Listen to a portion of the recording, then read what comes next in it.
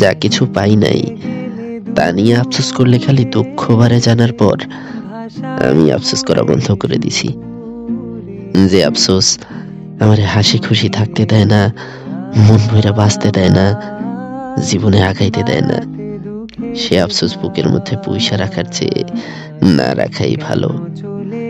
আফসোস পয়সা দেখছি, হ্যাঁ খালি তলাইয়া দেয়, হতাশা আর অতলে বুকের 3 ইঞ্চি গভীরে উঠাইয়া দেয় বেদনার ঝড়। এই ঝড় ভাঙচুর আমিটার উপরে আরো ভাঙচুর চালায়।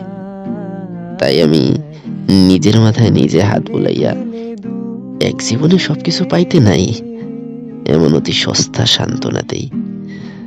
আমি আমারে বুঝাই, যা কিছু তুমি পাও নাই তা পাইলে হয়তো জীবন নরক হইতো, অনেকেরই তো হয়।